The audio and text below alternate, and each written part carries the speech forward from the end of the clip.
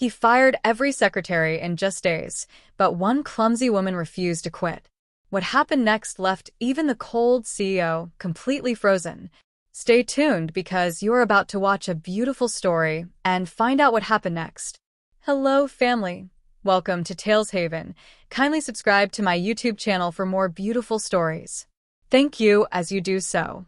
Sit back, relax as we dive into the story. Gabriel Winters had a reputation that stretched through every corner of the city. At only 32, he had built Winters Corporation into one of the most respected real estate companies in the country. Tall, sharply dressed, and with eyes that seemed to pierce through anyone who stood in his way, Gabriel was both admired and feared. His employees whispered behind his back, calling him the Ice King, because his face rarely showed emotion and his voice carried no warmth. What people knew most about him, however, was his impossible demand for perfection. Gabriel believed that a single mistake could ruin everything. To him, there was no such thing as small errors. And that was why he fired every secretary who walked into his office. Some lasted a week, others only a day. His staff joked that the revolving door outside his office wasn't for clients, it was for secretaries carrying boxes of their belongings out. On a bright Monday morning, the office was buzzing with activity. Employees typed quickly on keyboards, phones rang nonstop, and heels clicked against the polished marble floor. Still, whenever Gabriel appeared, the atmosphere changed. People sat straighter, voices softened, and tension filled the air. Everyone feared being the target of his cold eyes. That morning, the human resources manager walked in nervously, holding a file. Beside her was a young woman in her mid-20s. She wore a simple cream blouse tucked into a navy skirt. Her long brown hair fell loosely around her shoulders, and though she tried to look confident, her fingers twisted the strap of her handbag nervously. "This is Clara Hayes, Mr. Winters," the HR manager said cautiously. "She's your new secretary." Gabriel didn't even glance at Clara at first. He adjusted his platinum cufflinks, scanned a report in his hands, and said flatly, "Leave her file on the desk."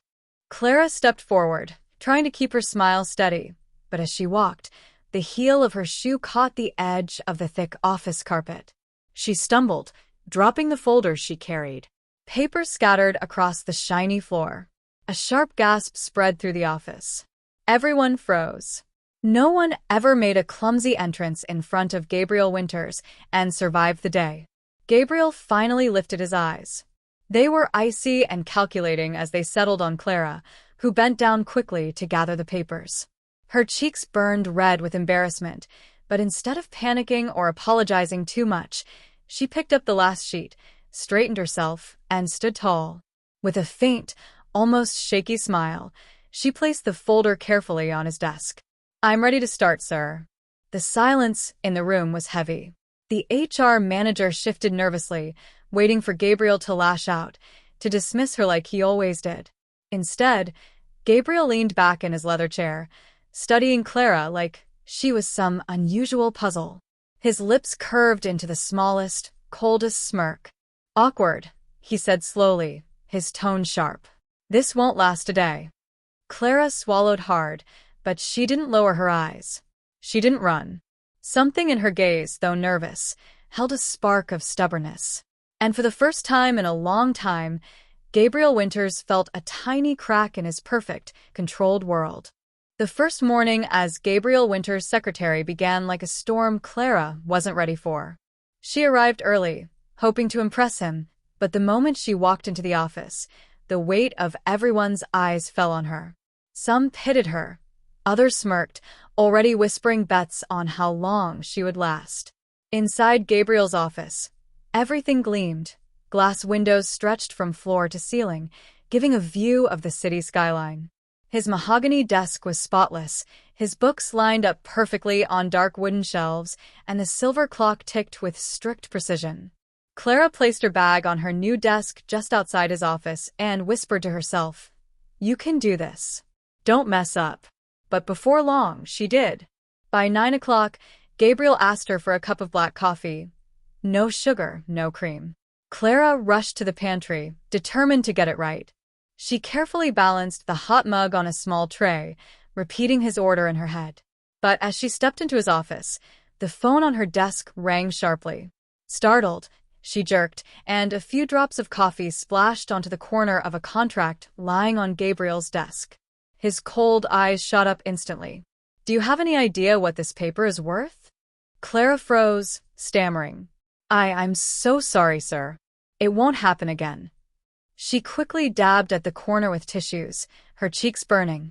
The entire staff outside listened in tense silence, waiting for his voice to thunder. But Gabriel didn't shout. Instead, he leaned back in his chair and said coldly, 2 hours. You've lasted longer than I expected. Don't waste the rest of the day." The remark cut her deeply, but she swallowed the sting and nodded. "I won't quit. Not today." By noon, she faced another disaster.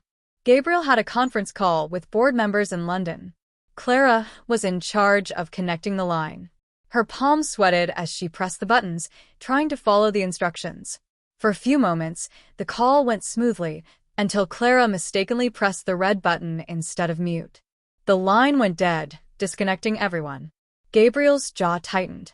His icy stare could have frozen fire. "Unbelievable," he muttered.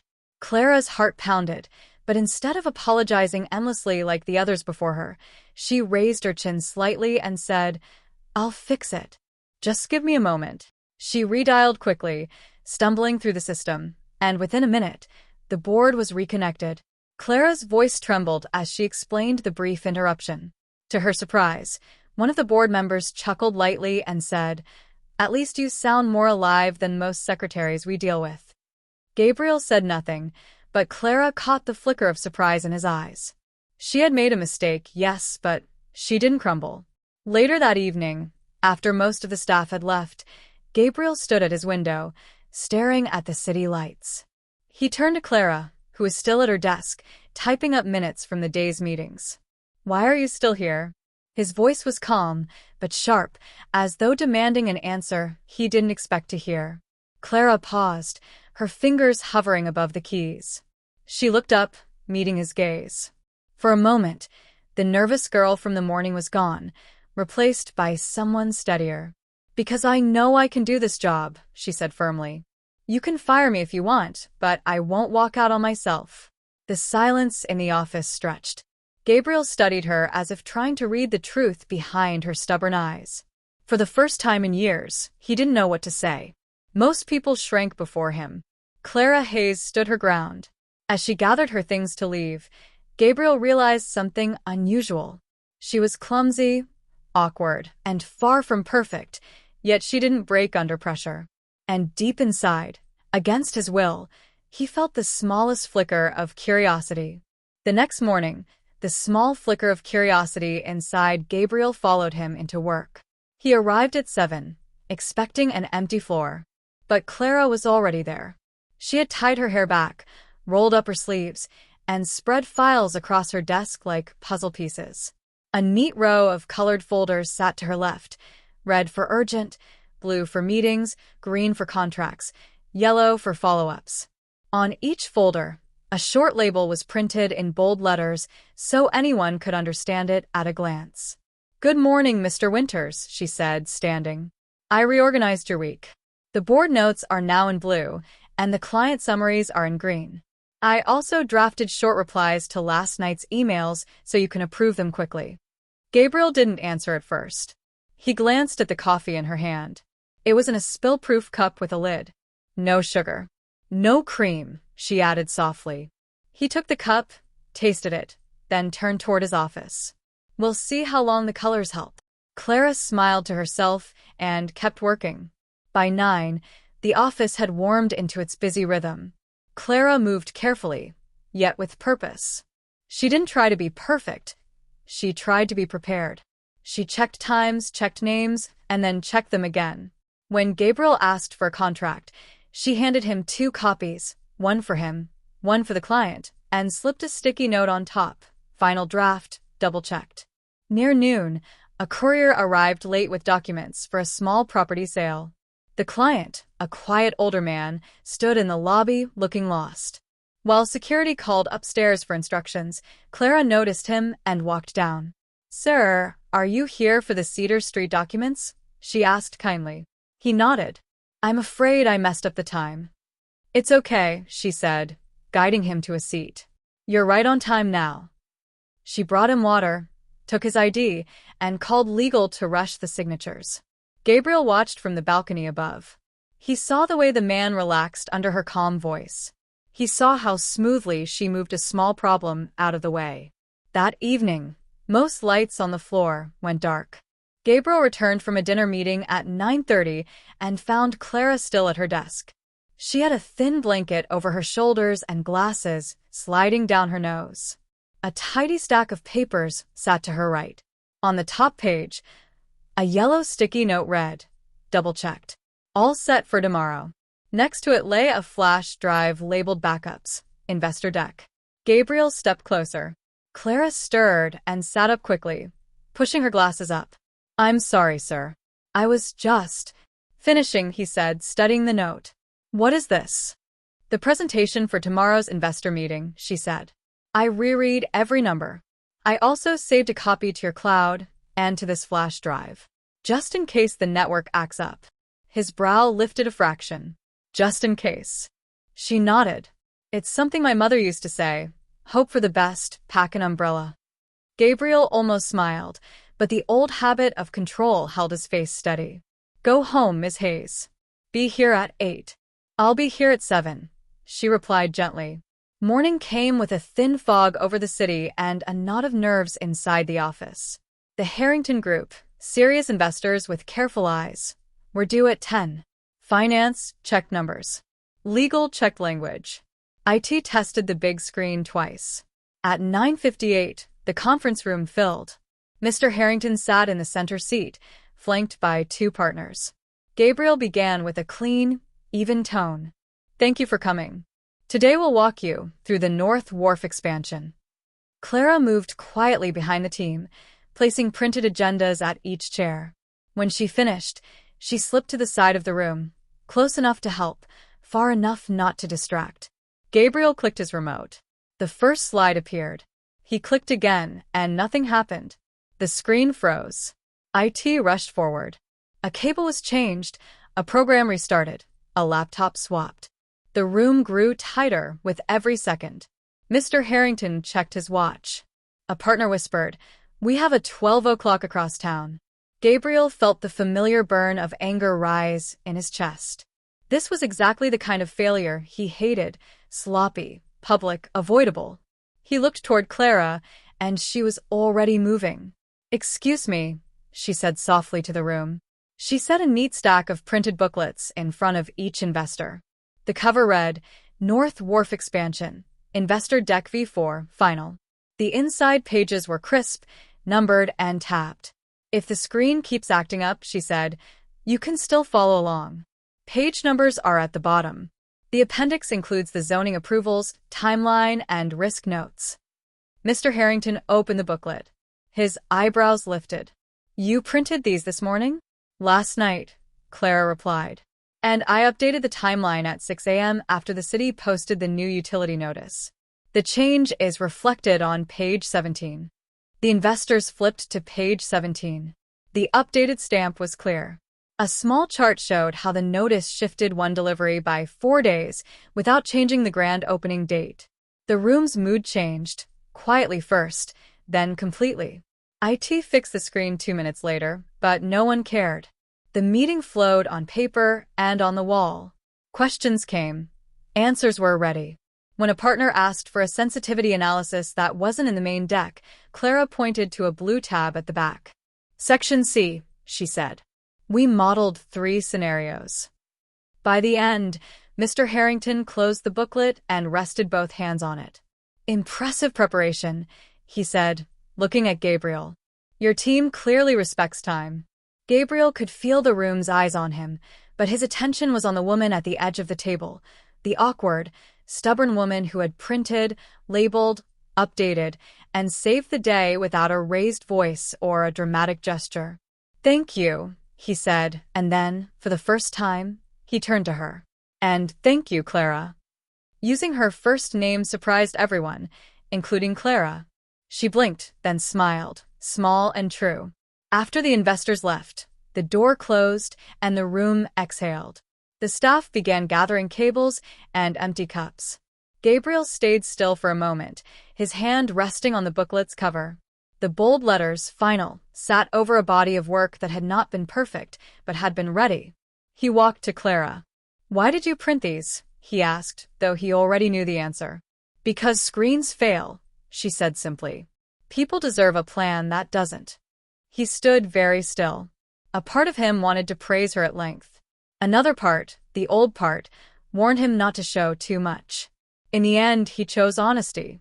"You did well," he said. "Better than well." Color rose in her cheeks. "Thank you, Mr. Winters." When she turned to leave, he noticed a small yellow sticky note peeking from her notebook. For words, written in neat, careful handwriting. Just in case, always. Something inside him shifted. It wasn't loud. It wasn't dramatic. It was the quiet click of a lock opening after years of being stuck. For the first time, Gabriel Winters didn't see a clumsy assistant trying not to fail. He saw the person who kept the ground steady when everything else shook. And that realization left him frozen in the best way, silent, thoughtful, and suddenly very interested in who Clara Hayes really was. The office had quieted after the investors left, but Gabriel Winters stood still, staring at the booklet Clara had prepared. He ran his hand slowly over the thick cover, the bold word "Final" stamped across it. For years, he had relied on cold precision, strict control, and fear to keep everything from falling apart.